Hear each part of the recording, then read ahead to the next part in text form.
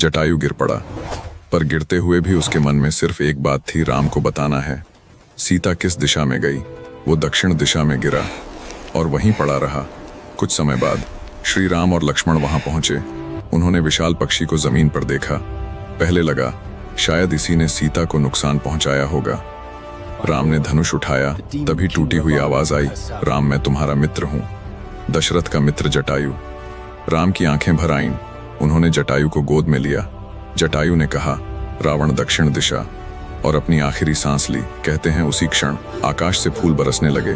देवताओं ने कहा, देखो ये पक्षी नहीं, धर्म का साक्षात रूप है। भगवान राम ने स्वयं उसका अंतिम संस्कार किया और जटायु को मोक्ष मिला।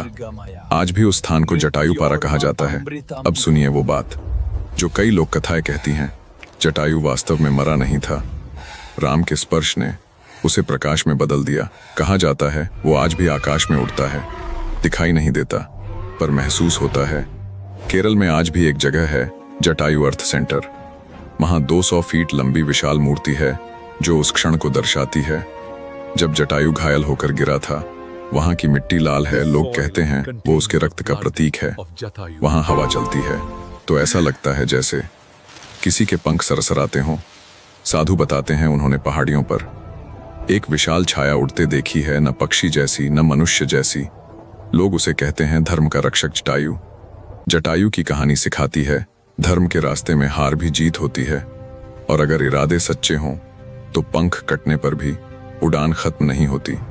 अगर वीडियो पसंद आ रहा हो तो लाइक करके जय जटायु अवश्य लिखें। नंबर 2 पर है जामवंत। आपने रामायण के कई महान योद्धा देखे होंगे, हनुमान, अंगद, सुग्रीव, बाली, पर आज मैं आपको उस योद्धा की कहानी सुनाने जा रहा हूं जिसके सामने ये सभी योद्धा भी बच्चों जैसे लगते थे। एक ऐसा योद्धा जिसकी उम्र 40, 400 या 4000 वर्ष नहीं बल्कि पूरे 3 युगों की थी। यह कहानी सिर्फ ताकत की नहीं है, यह कहानी है समय के उस प्रहरी की जिसके कदमों से पर्वत कांप जाते थे और जिसकी गर्जना सुनकर राक्षसों की सांसें रुक जाती थीं। उस योद्धा का नाम था ऋक्षराज जामवंत। रामायण में उन्हें भालू कहा गया, लेकिन यह सच आधा था। वे भालू नहीं, ऋक्ष थे, आधा मनुष्य आधा दिव्य अस्तित्व। इतने विशाल कि उनके कंधों पर खड़े होकर कई वानर एक साथ तीर चला दें। इतने प्राचीन कि उन्होंने अपने ही नेत्रों से वामन अवतार को 3 पग में ब्रह्मांड नापते देखा था। ये बातें टीवी सीरियल कभी नहीं दिखाते, क्योंकि यह ज्ञान पुराणों और लोककथाओं के गहरे पन्नों में छिपा है। रामायण में जब राक्षसों के विरुद्ध युद्ध छिड़ा, जामवंत ने अपनी शक्ति का बस एक अंश भी प्रकट नहीं किया था।